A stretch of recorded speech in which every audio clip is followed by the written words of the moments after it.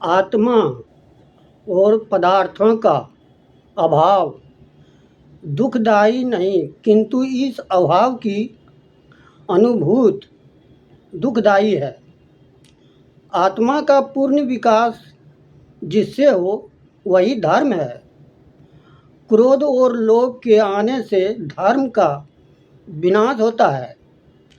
प्रेम सबसे करो, विश्वास छोड़ो से करो और नुकसान किसी का भी नहीं करो। सच्ची भक्ति, ज्ञान और उत्तम चरित्र के द्वारा धर्म बढ़ता है। हिंदू कभी अपनी जाति, देश या धर्म के कल्याण से ही नित्य नहीं होता है। उसका दृष्टिकोण महान और विशाल है। सब प्रकार के संकुचित दृष्टिकोणों से ऊपर उठकर वह सारे संसार के कल्याण की इच्छा अपनी प्रार्थना में परमात्मा के सामने निवेदन करता है। वे व्यक्ति कभी अकेले नहीं है जिनके सुंदर विचार है। जो समय चिंता में गया समझो कूड़ेदान में गया, जो समय चिंतन में गया समझो तिजोरी में गया। पाप और पुण्य दोनों ही ऐसे हैं कि वर्णन करने से इनका क्षय होता है। सुखी जीवन के लिए विकारों को छोड़ दो। मनुष्य जीवन का लक्ष्य सच्चे सुख की प्राप्ति है।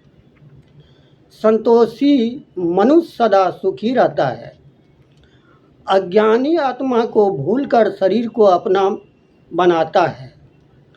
आयु यौवन का नाश करती है, रोग शरीर का नाश करता है, मृत्यु जीवन का नाश करती है, परंतु धर्म जीवन का नाश नहीं कर सकता। शांत ये सड़क सत्य सरिता सांड, समय और सर्व ये किसी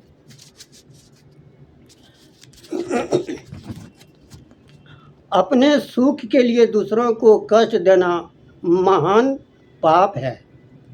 दुनिया में सबसे कठिन काम अपना सुधर और सबसे आसान दूसरों पर नुक्तचीनी करना है। कोई किसी का सुख दुख देने वाला नहीं।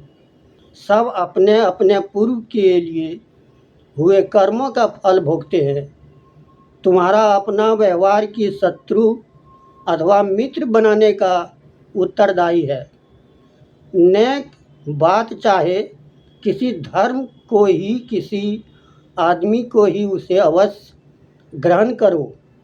सुख बाहर से मिलने की चीज़ नहीं है, हमारे ही अंदर मौजूद है। मगर अहंकार छोड़ो, बिना उसकी प्राप्ति नहीं होती है। मनुष्य अपने गुण से आगे बढ़ता है, न कि किसी को मेहरबानी से। सांसारिक सुख भोगना पाप नहीं होता है, परंतु उसकी सीमा का उल्लंघन करना पाप है। मित्र सैकड़ों में भी कम है, शत्रु एक सभी अधिक है। नियमित साधना साधक को सिद्ध अतः तक ले जाती है। मूर्ख से पला पड़ जाए तो चुप रहना ही बुद्धिमानी है। परमात्मा को हिमालय के गुफा में नहीं, अपनी अंतर गुफा में खोजो। चित्त शुद्धि के लिए आज तक कोई सुंदरता प्रार्थना नहीं बनी है। उपेक्षी लोगों के नारायण के दर्शन करें, बस हमारा चित्त शुद्ध होता है, चला जाएगा। भक्त दक्ष, निर्मल, सावधान, चतुर, निमित्त एवं व्यवस्थित होती है।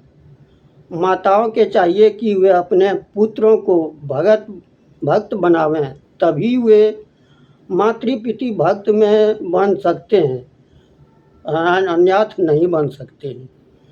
ये ध्यान रखिए बात का। जिसके अंदर में ज्ञान है, जिसके अंदर में अच्छा सोच है, जिसके अंदर में विचार का सुंदरता है, उसका हजारों मित्र बढ़िया मिलेगा, लेकिन जिसके विचार में गलत है उसका कभी किसी का साथ नहीं मिलेगा। वो भगवान ने साथ दिलाता है, तो अपने आप कोई देता नहीं है। जिसके पास सुंदरता विचार है, भाव का विचार है, उसको भगवान ही किसी को किसी हाथ से दिला देता है, अपने आप कोई देने वाला नहीं है। इसलिए विचार को बदलो, विचार को संभालो और अपना नियत को संभालो। नियत को भागने मत देना, नियत को सुधार के रखो, उसी में सबको भलाई है।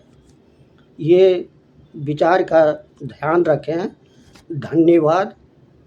वीडियो अच्छा लगा हो तो लाइक सब्सक्राइब ज़रूर कर दीजिएगा।